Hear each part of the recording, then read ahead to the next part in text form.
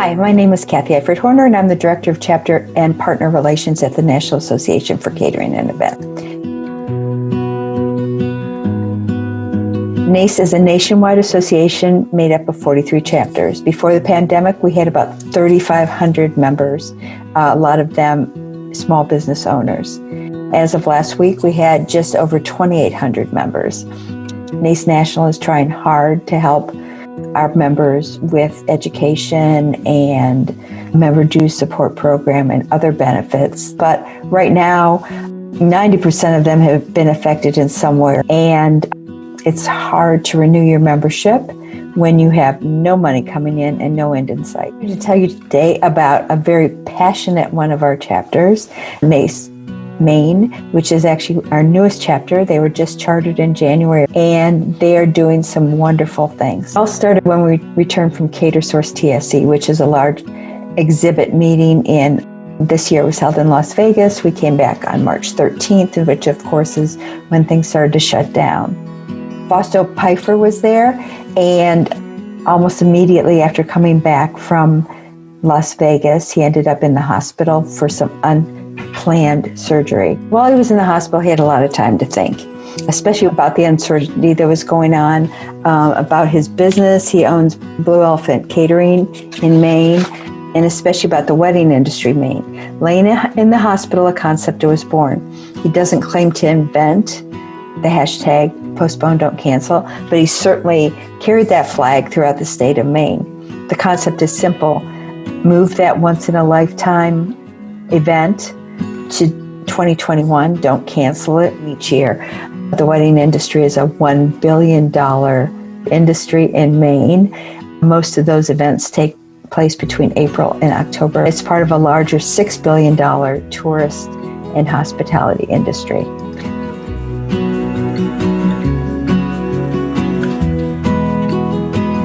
The goal was straightforward. Encourage brides to postpone their celebration and help the industry stay afloat. And so it began. Fausto made a plea to his friends and colleagues in the industry, and within days, 30 of them showed up to get their picture taken. The photo was amazing, all shot separately, and then photoshopped into one. They also made a video during that time, and then they started promoting that using their social media site. It was truly grassroots, and it soon paid off. Newspapers, magazines, television stations all covered it. Postpone, don't cancel. The party's gonna be worth the wait. All you need is love. We're ready when you are. Love is not canceled. Love is patient. If you book the dream team of wedding vendors, don't go it alone, just postpone. Of this campaign, people in the industry were starting to see some movement. Things were starting to open up a little bit, but there was more work to do.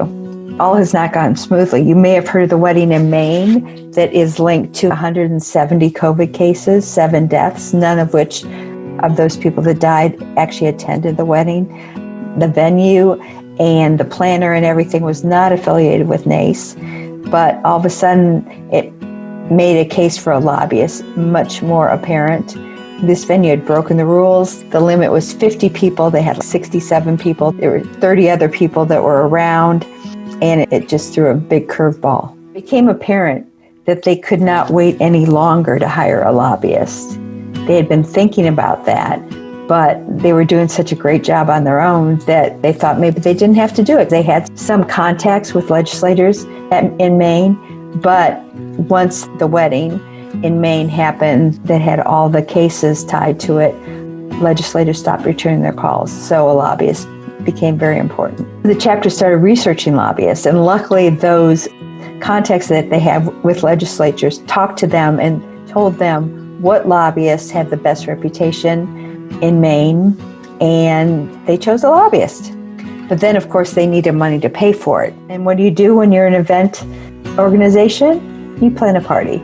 And by then, the limit was 50, so they had an outdoor event, and they planned a virtual event to coincide with it. Actually, it just happened in the evening of the same day of the event. And they raised $4,000 at that event. Now they have $9,000, and they have signed the lobbyist through January, Real Maine Weddings, a magazine, has partnered with them and is now donating a portion of each and every advertising sale they make. This is an awesome effort by NACE Maine. However, the only difference between them and our other chapters is that they have a passionate leadership around this issue, and they have a plan, which makes all the difference in the world.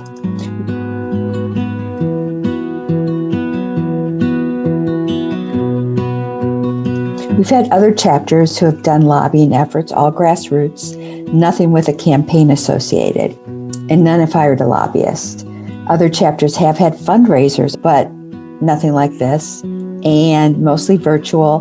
One chapter had a virtual talent show that was fun, but again, nothing on this magnitude. While growing membership is not a goal, sustaining their membership has been, of course, and they've done a good job.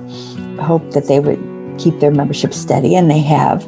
They do hope the publicity of NACE and NACE Maine will help grow their membership once things settle down. So far, that lobbyist has helped reopen doors, helped start conversations again with legislators, and that has been huge. Maine is holding small events, and that has helped everyone get back to work at least a little bit, which is awesome. This campaign continues, and I am so proud of NACE Maine and the fantastic leaders they have. Thank you very much for your time today.